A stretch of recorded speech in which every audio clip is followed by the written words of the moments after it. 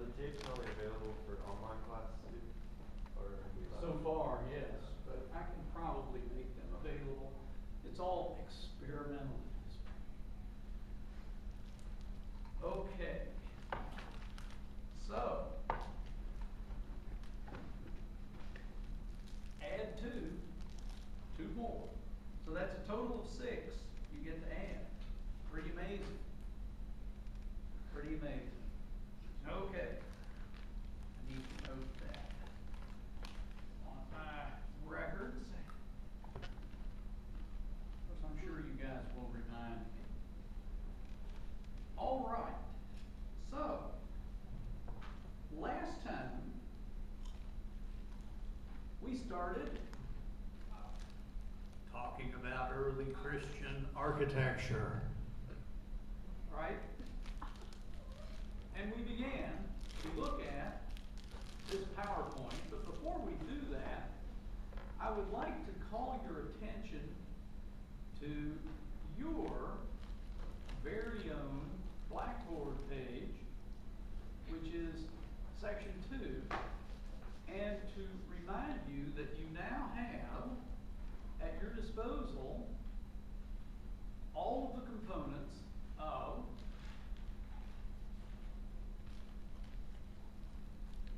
study aids. So if you go to period lectures, you will now find that you have a new content folder, 009, on early Christian architecture, which indeed now has your reading assignment, which is only 9 pages, the early Christian architecture PowerPoint, which we're going to look at today, and the early Christian notes, which I strongly recommend you use while you are reading the textbook assignments, and a text on a lady named Galla Placida. And the importance of that text, if you choose to read it, is that it really illustrates how chaotic things were in the Roman Empire in the West after Constantine decided to uproot and leave. So, we'll summarize it at the end of class today, but it is a very good little article. Okay, so back to early Christian architecture from the beginning. All right, so as a quick review, who remembers what a titleist is? Not a golf ball, but like their home. Like what? Their home. Yes, it's like their home. So in terms of early Christian architecture, before it became the official Roman religion, it was practiced in people's homes, in small groups, and in the catacombs, which we discussed. And anybody remember what a martyria is? Look at the root, martyr. Oh, people who Well, that's well, that's what a martyr is. for their faith. Yes, but a martyria would be a special designated monument or building or garden or something that was devoted to one or more of those people. A martyria is a very special place.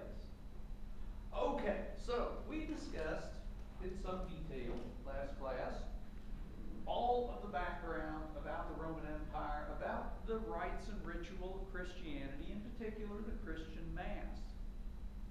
Okay, so here are some images, some painted images, if you will, of the catacombs. Here is a real image of the catacombs, and again you can see basically shelf tombs, places not very fancy, just to preserve the human body, because the Christians very much believed that you needed your body at the second coming of Christ, when everybody was going to rise from the dead. Okay, so we discussed the fact that Romans generally didn't bury people, they burned them. So in order to have these places of burial, they had to go underground and usually outside the city limits. All right, and also within some of these early Christian catacomb spaces are found remnants of either frescoes or mosaics that decorated them, which of course had the themes from the Christian Bible. This one, I believe, being the visitation of the Magi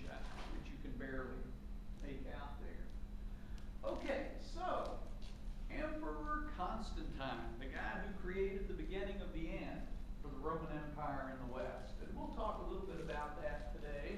I want to talk a little bit more in detail about what all was going on in the East and the West to help you better understand how the church assumed authority and how the Roman Church of Rome architecture began to evolve and develop too.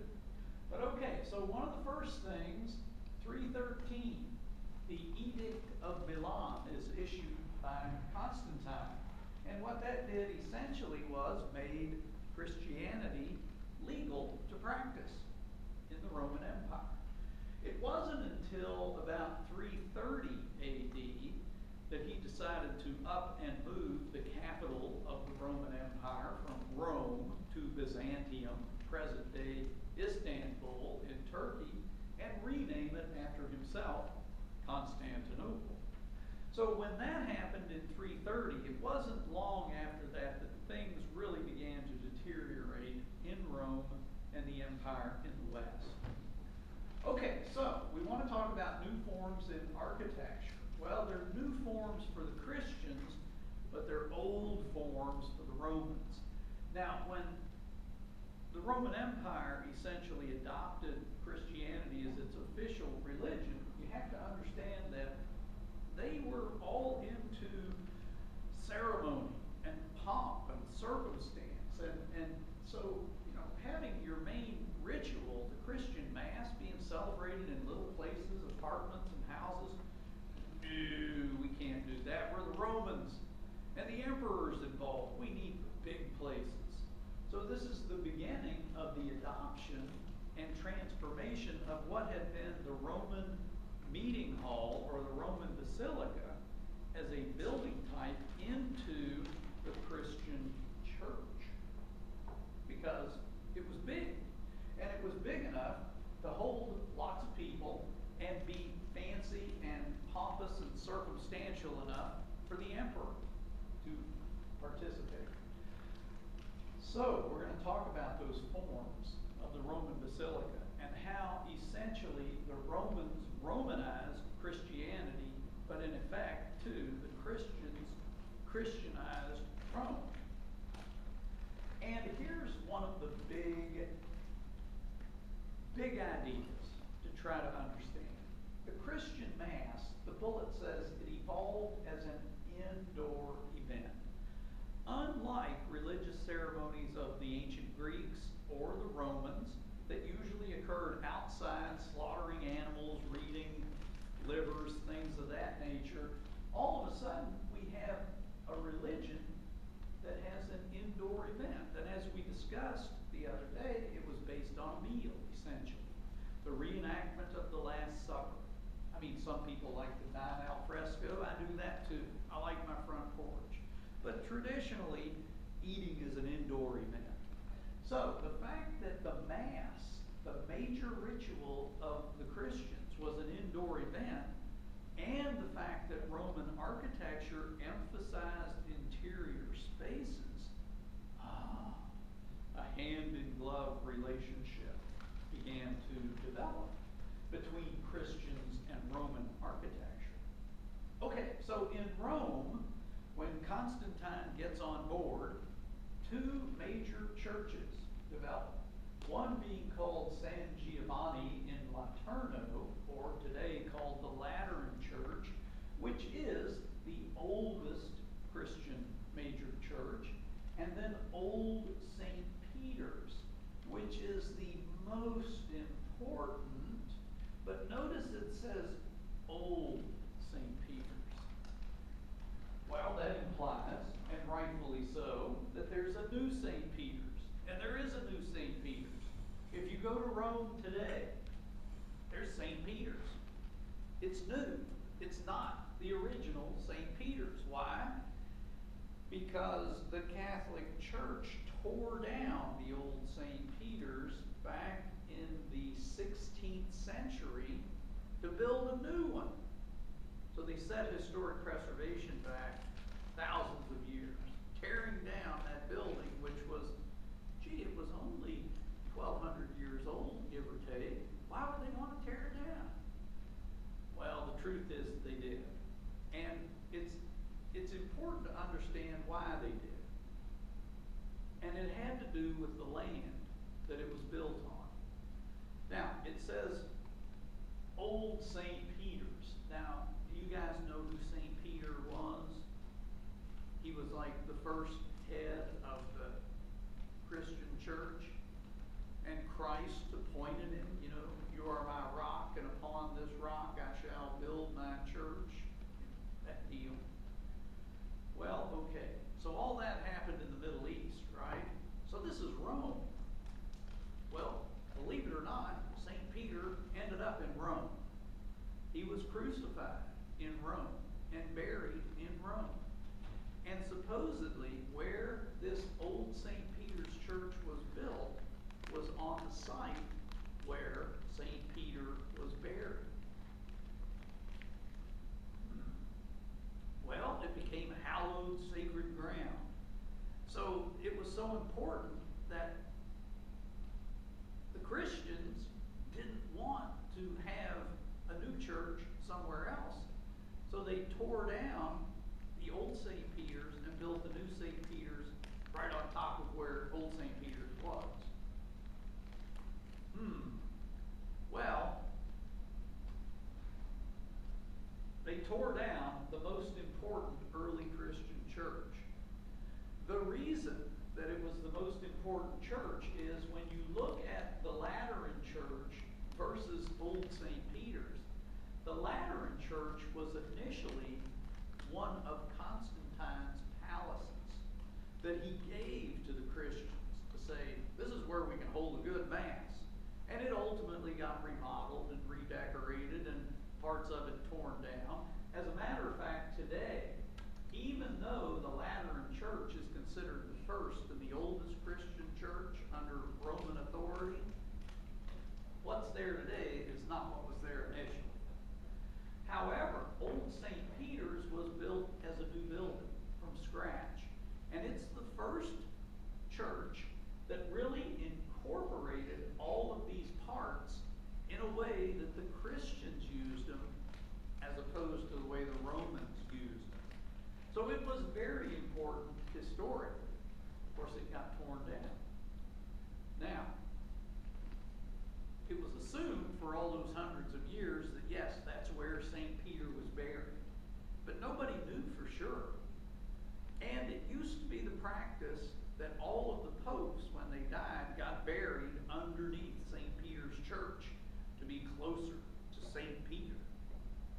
Well, the practice stopped. And in the 1930s, there was a pope called Pope Pius. And he wanted to revitalize and revive that tradition. And in order to do so, he ordered bunches of excavations to begin to happen underneath St. Peter's, looking for St. Peter's burial site. And if you're more interested in those sorts of things, there is in our library, under the reserve desk, if you go to the reserve desk in our library and ask for the file folder for ACH 120, it has a bunch of stuff in it. But included is a 1949 article from Look magazine, which was an old magazine up until maybe the 70s or 80s. They stopped publishing it. But it is an article entitled The Bones of St. Peter. And it's about these excavations that started in the 30s and what all they had found. They did find a Roman cemetery and burial chambers. But as of 1949, they had not found St. Peter yet.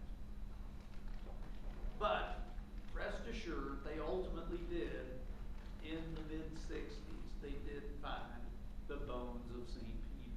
But they found a lot of other cool stuff in the excavations, such as the original column bases for the old St. Peter's Church. And if you ever get to go to Rome and tour the Vatican and St. Peter's, you can go down in the basement if you wish. And not only can you see all of these tombs for these popes, you can also see some of those old columns and foundation walls from the original St. Peter's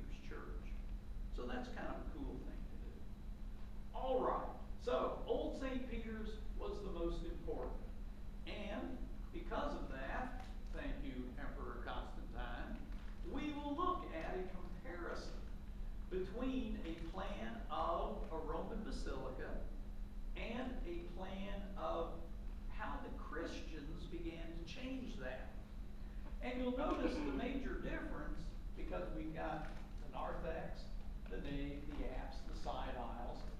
But then in this lower plan, we have this thing called a transept. And what does that do in plan?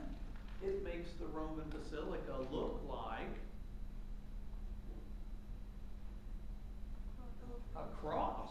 Exactly. So we know from our earlier discussions that probably the most recognizable symbol of Christianity is the cross.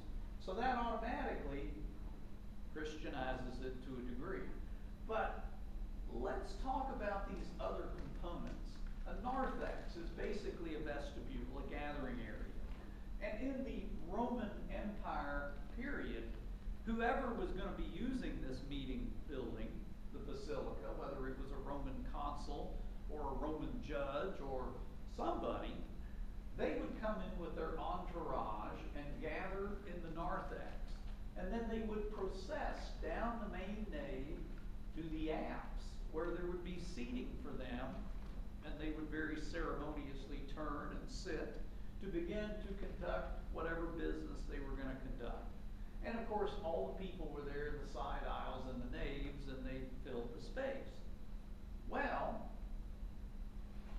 that ultimately influenced the Christian Mass, because now, if you go to any Roman Catholic church here in Lexington, they do the same thing today. The priest and maybe a lector or maybe some deacons or altar servers, whoever, gather in the narthex. And then they open the doors and they process down the nave. And ultimately they get to the apse, which is now where the altar is, and they ceremoniously sit down and things start happening. Well, okay. So in the lower portion, all of those elements are there in addition to the transept. But functionally, the transept really doesn't have anything to do with the ceremony of the Mass, but rather it initially served as a martyria. In other words, they were burying people in that transept inside the church. Probably martyrs at first, and then maybe these people they call saints. Do you all know about saints? It's not your mother. It's somebody else. You know, the church has this incredibly detailed process that if someone, when they die, is nominated or put up to sainthood, then they have to go through all this scrutiny, and it usually takes many years. Usually, everybody that knew them is dead by the time they get canonized into sainthood. But in the Christian church, or the Roman Catholic Church, being a saint is about as close as any human can get to being like an angel or God. Saint's big deal. But you know, in the last 10 years, there have been people who have died, who they have sped the process up for, and we have saints now that haven't been dead 10 years before they became saints. Anybody know who any of them are? Well, there was this guy who was Pope from 1978 until he died in 2005. And he was made a saint, I think, 2 years ago. St. John Paul II, who used to be Pope John Paul II. So that's very unusual for that to happen. He's a saint? He's a saint now. Yes. And there's another person who you may have heard of, a lady from India named Mother Teresa, who did all of this work with poor people and helped people. She hadn't been dead that long either. She's now a saint. So those are two people who have been made saints rather quickly in recent years. And of course, certain churches today still have people buried in the transept. A lot of European churches still have that. And if you go to some larger churches in America, for example, if you go to the cathedral in St. Louis, they got some folks buried in the floors too. So it's not a completely dead practice not to make play on words anymore. It is still done. Okay, but this image is intended to illustrate the development, if you will, and the evolution of the Roman Basilica, which was a meeting house, into the format of the Christian church. And it's a very linear organization of spaces, starting with the narthex, the nave, down to the apse where it all begins to happen. Okay, this is a three-dimensional drawing of Old St. Peter's.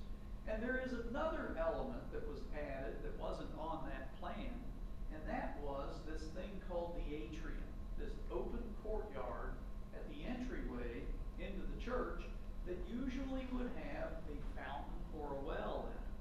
And of course, that was for baptisms.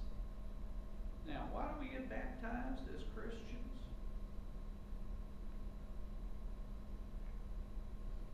We didn't say why on Tuesday, did we? Anybody know? Why would we do or why would we It kind of gives out to the community that you're saved. Okay, you're saved. Saved from what? Christian? Your sins. Which ones? If you're a little baby, you haven't committed any sins yet. So why don't we baptize babies? Huh? Since you're born with your mother's sins. Well, you're on the right track. It's not your mother's sins. It's Adam and Eve's sins. It's something called original sin. The first sinners were cursed because of that. Or so it goes. So yeah, that's why Christians get baptized. To get rid of that original sin. So, not that every time you go to church you get baptized, it's a one-shot deal. But the symbolism is there. And before you can enter the church, in theory, you must be baptized. And really and truly, in earlier Christian church practices, they did restrict certain participation in certain parts of the ritual. And even today, if you decide you want to join the Roman Catholic Church, they'll say, okay, you can join, but you got to go to school first. You got to learn how to be a Roman Catholic, something they call RCIA, where you go to school. And they don't allow you to have certain sacraments or do certain things until you complete that. And even now, if you go to a church, a Roman Catholic church that has an RCIA program, during the time of the year when they're doing that class, at a certain time of the Mass, the priest will stop and say, I gotta ask all you catechumens to leave right now. And those are the names given to the people who are going through the process of initiation. So, they don't get to drink blood and eat bodies until they're official. So, at any rate, the symbolism of baptism in the font, in the atrium, and then, of course, the narthex. And then, architecturally, the central nave is represented by a double-heighted space with these walls over the lower roofs of the side aisles that are called clerestories, and windows in them called clerestory windows, to emphasize that central aisle. And then, of course, we see the transept, which is also 2 stories. And then you can barely see the top of the domed or half-domed apse on the end of the church. So visually, the forms on the exterior of the buildings really do reflect the interior spaces and the functions of those spaces. Okay, so this is a plan view down at the lower portion of the old St. Peter's. Unfortunately, it was flipped. Somehow when somebody made this image, you see these 2 chapels right here? They're they're on the right side of the plan. But if you look at this 3D drawing, they're on the left side. So that was simply an error in somebody laying out a slide that was transparent. But it doesn't matter, it still shows the sequence of entering into the atrium where the font is, and then the narthex, and then the central aisle, and the apse where the altar would be, and of course the transept, and the double rows of side aisles. It was a very big church, very important church.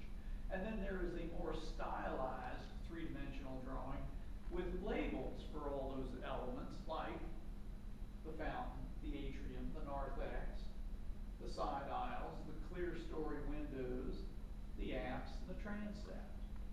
So, good illustrations. Here we have another plan view that is properly oriented, along with a section showing the relative heights of the interior spaces. Oops. Now, we do not have Old St. Peter's to look at. And New St. Peter's isn't like Old St. Peter's. It's big. As a matter of fact, it's one of the few spaces I've ever been in that you look around and you think, you know, somebody could fly a small airplane around in this place. It's that big. It's huge. But we do have an early Christian church that still exists from the era in Rome, and it is called St. Paul's Outside the Walls. And the reason it's called Outside the Walls is, again, when it was built, with the practice of burying your dead and Rome not wanting anybody buried inside the city limits, they had to build the church outside the city limits to put people in the ground and in the floor of the church and all that. And it is not a completely original church. Churches that are, or buildings that are 2,000 years old, I mean, they deteriorate. They need replacement. They fall apart. They, you know. So even though it's covered with these mosaics on the exterior, they're not original. And what we're looking at is the outside of the atrium. So this double height space is pretty far back in the background. But at any rate, when we look at the interior, we get a sense of the grandeur of these early Christian basilica churches. And you can see that, oh yes indeed, these very nice Hellenistic columns with Corinthian capitals, all the rounded arches. Anybody recognize the floor pattern of this church? Have you ever seen it anywhere before? Like maybe in the Pantheon floor? So yeah, I mean, it's very Roman, very highly decorated, richly decorated coffered ceilings, and all these images of saints in the side aisle areas, and of course these wonderful mosaics decorating the end of the church. Here we have another view of tourists looking back in the other direction in the church, and you can see that it's a fairly expansive space and very highly decorated and ornamented. Fit for an emperor, wouldn't you say? Absolutely. Okay, so Constantine did not only build churches in Rome when he assumed the religion, but he also traveled to the Holy Land. Because, you know, Christ didn't live in Rome, he lived in the Middle East, was born in Bethlehem, etc. So he wanted to make a pilgrimage because he became quite a religious fanatic, as did his family. Even his mother went, and she found remnants of the true cross 300 years later. Isn't that amazing? Must have been good wood. Okay, so in the Holy Land, he built two churches. The Church of the Nativity, which was to have been built at the place of Christ's birth, and the Church of the Holy Sepulchre, which would have been built at the place where he was crucified and ultimately died and was buried. Okay, so we're going to look at some images of what's left and what's there now, because I say that a little hesitantly because, as you probably know, these places are in areas of the country that have been very much disputed over the last couple of thousand years as to who the rightful owners are, and it keeps going back and forth and changing hands. Many religions hold this area as sacred ground, like the Muslims as well as Christians. So there have been continual wars and battles over time where the land's been taken back and buildings that were built were destroyed, and then the land was taken back by Christians. You may have heard of a period in Christian history where they did the Crusades. That was in the Middle Ages, where kings in Europe sent armies back to the Middle East to reclaim the Holy Land. And so it's been all messed up and fought over, but there are still buildings that have been rebuilt there, but none of the original stuff is there. So we'll look at that. But also, I want to point out this second bullet here where it says Central Plan Martyria. And I want to make a distinction. We've already found out what a martyria is. It's a place or a building dedicated to a martyr, which is a person that died for their faith. But this central plan idea, there's a difference between a central plan building and a longitudinal plan building in basic design ideology. But in this period of the 4th century, there were Christian buildings designed and built that were central plan. In other words, they were usually circular and the focus was on the center rather than a longitudinal layout like we see with the basilica churches. And these central plan martyria were based on another Roman building type called the Herola. And it was essentially a round mausoleum building, usually built to honor an emperor. Okay, so bear with me when we go through this, but what I'm trying to set up is that there were 2 Roman building types that were adapted for Christian use. One being the basilica, which was the predominant one. The other was the Roman Herola, which was a very different building, but it ultimately became church as well.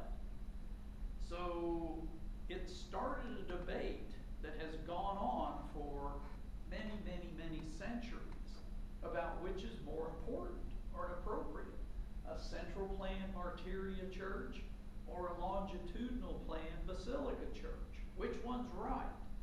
Well, and it even gets more compounded. You may have heard central plan buildings referred to as Greek plan or Greek cross churches. And that's because in the East, where Constantine went, that became the predominant Eastern, what they call the Eastern Orthodox churches now, mainly use central plan buildings for their churches. Now, to make it even more complicated,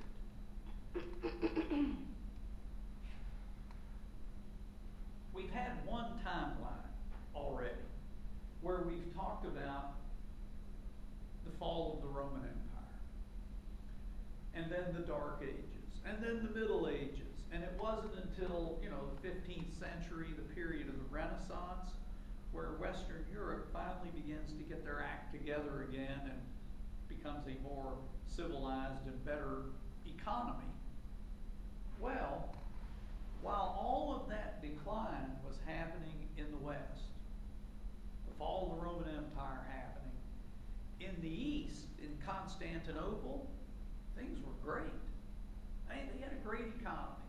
They had a great society and a great civilization. And they tried to control the bad stuff that was happening back in the West, but the distance was too great. And there were other factors that we're going to talk about as we go through this that were contributing to the demise of the Roman Empire in the West. But the important thing I want you to understand is that even though the Roman Empire in the West disintegrated, in the East it thrived. So Constantinople was a great place to be, until the 14th century. And in that era, the Turks finally conquered Constantinople. And when that happened, they sort of ravaged the place and took over all of the Christian churches and buildings, turned them into mosques. So really, when Constantinople fell, it was just before the period that the West, in places like Florence, where the Renaissance occurred, was beginning to reemerge with an improved economy and civilization. So, the East got theirs eventually. I heard that supposedly they used to build churches in the center of the city. I don't know if that's true or not because it would put people equally close to God, but I don't know if that's the truth. That was a rumor I heard. Well, that's a good rationalization. You find lots of rationalizations, but we're going to be watching a video in a couple of classes about the building of a Gothic cathedral. And what you really find is that they did build them in the town center, but a lot of it had to do with commerce and trade. Churches in the Middle Ages were centers of commercial activity. That sounds strange for a church, but it really was true. Okay, so now we can look at the images that we have of what was and what is in the Middle East in the form of the Church of the Nativity and the Church of the Holy Sepulchre. And here we have an exterior view of the Church of the Nativity. Not much. And here we have a cutaway section drawing that shows what was originally designed and built by Constantine. And you can see it's pretty much in the basilica format. It's got a central nave, 2 side aisles, and it has an altar area with a transept.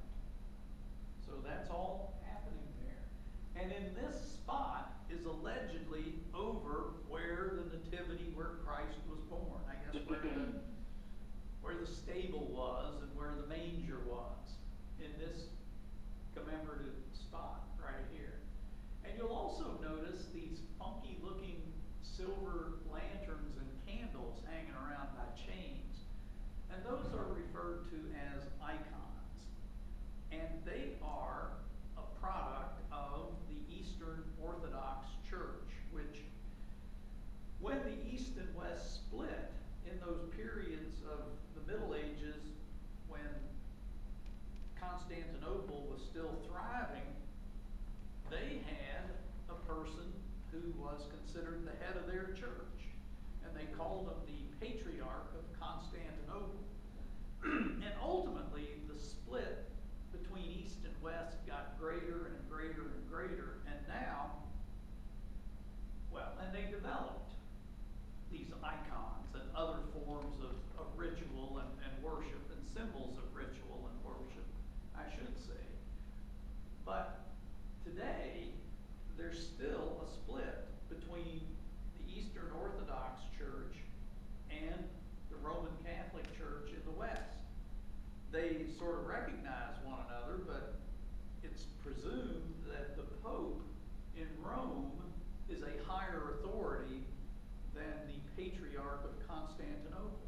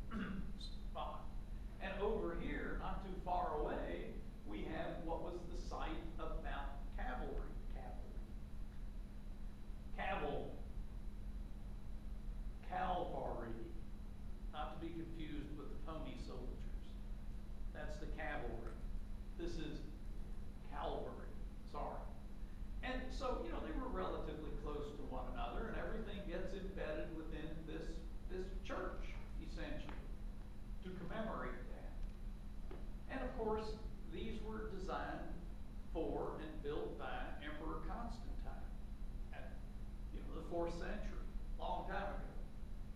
Well, here we have an example of what a magnificently large Roman harem would have looked like. And it still exists in Rome today.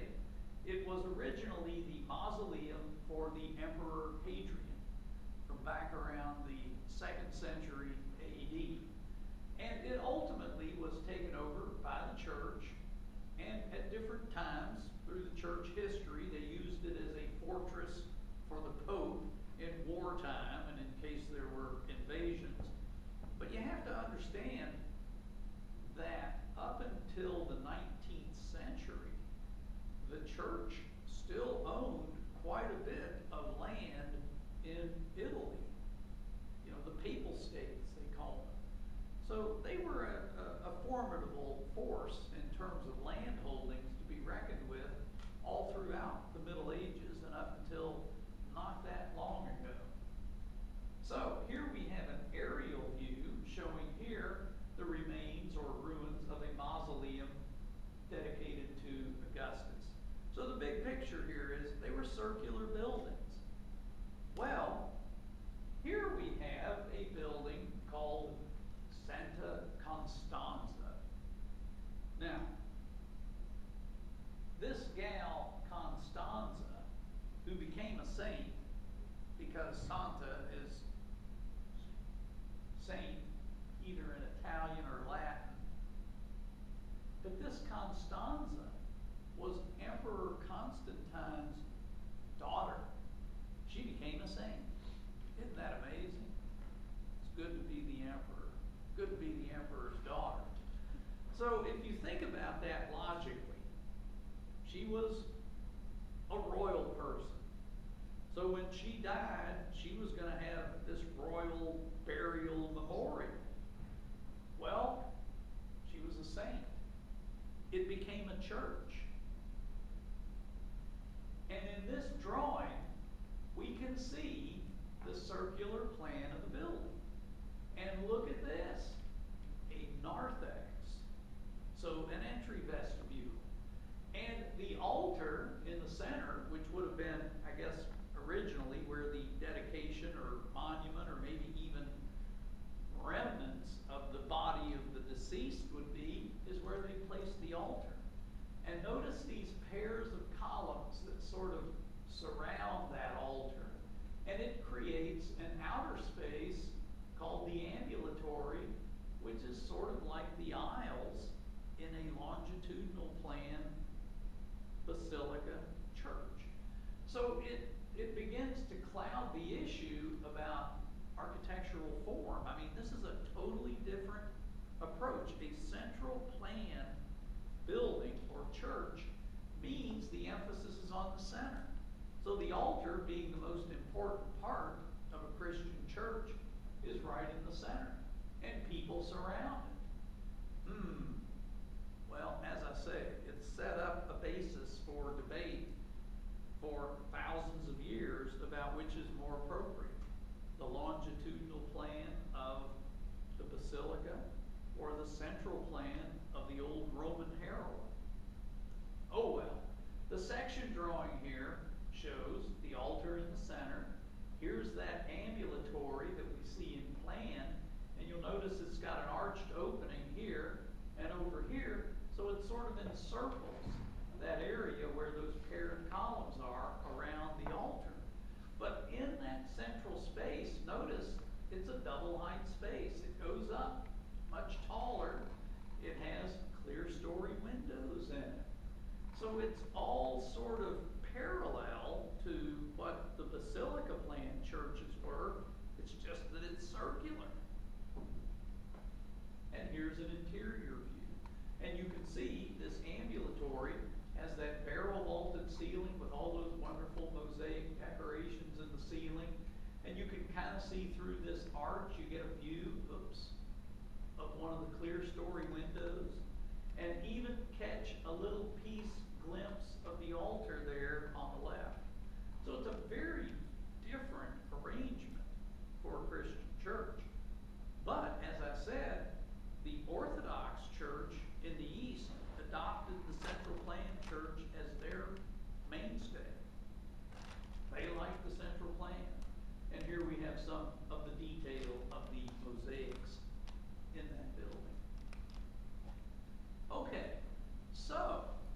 kind of set the stage for bad stuff to happen in Rome. And it did. And this heading, Decline of Imperial Authority in the West, what does that really mean? Well, let's look at the United States of America. And from the ground up, we have cities and towns that have our own local government, like the Lexington Fayette Urban County government. And we sort of take care of business within Lexington. But yet there's a larger entity, state government. The state of Kentucky has a government, more of a regional government. And then there's the United States of America federal government. Well, that's the overall umbrella, sort of the central government.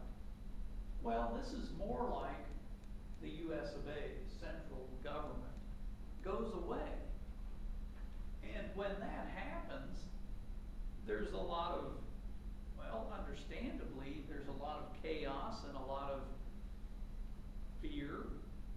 And this is the period where the church begins to step in, because they're an organized group, to sort of take control of things. And it's not like they were greedy, power-hungry people who were wanting to take over Rome. It was more of a way to reassure people that, well, wait a minute, we're still the Roman Empire. We have some centralization here with the church. And so as a result, the churches that were built during this period later on in the 4th century, like Santa Maria Maggiore and Santa Sabina, began to look more like Roman buildings than Christian buildings. And the idea behind that was to instill in the people the confidence that we're still an intact Roman Empire. Well, of course, the empire in the West did begin to decline. We know that around 330 AD is when Constantine jumped ship and went to Constantinople. But as late, or rather as early as 350 AD, 20 years later, Milan in northern Italy became the residence of the Emperor of Italy. And that's a strange term. It was no longer the Emperor of the Roman Empire. That person was in Constantinople. So they did send people to try to rule and control, but it all got chaotic. And so much so that the emperor had to leave Rome because of these people called barbarians who were invading. And it's not that they didn't have an army left in Rome at all, it's just that they made some very poor decisions in terms of their strategies, and ultimately these barbarian people were able to overcome the Romans and their armies and invade Rome. But now we hear the term barbarian, and what do you think of when you hear that term? Savage. I don't know. Barbarian seems like a cave. Yeah, barbarian is not a very nice term. You think of savagery and brutal people.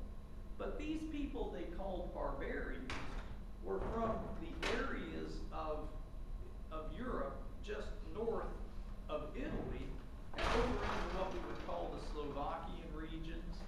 And they were called Goths, Visigoths and Ostrogoths. But historians tell us these barbarian people of this period were really more like refugees and immigrants who were looking to come into Rome to benefit from the lifestyle, and the Romans weren't going to let them in. It's sort of like what's going on today with refugees from the Middle East. I mean, Greece has been overrun by refugees. Their economy can't support that many new people. And many other European countries are very concerned now about the number of refugees that are coming in. Historians tell us that's more what it was like in this period of the 4th century in Rome. And the Romans didn't treat these people very well. They said, well, we'll let your women and children in. And they turned them into slaves and treated them very poorly. And ultimately, you know, the Visigoths and the Ostrogoths, who were not warlike people necessarily, decided they weren't going to take it anymore, and they did invade. But they weren't looking to rape and plumage. Rape, plumage, is that right? Well, or steal, or take gold, jewelry. They were looking for food. They needed stuff to eat. So they weren't in there to really tear up Rome. They were in there to get sustenance. But there were some armies that had formed, and that's where, when we get to this Galla Placida, it gives a lot of good background in that text about what was going on during that period. Well, at any rate, it ultimately got so bad that the emperor and, of course, the church had to move their headquarters to a city on the western coast of Italy, the eastern coast on the Adriatic,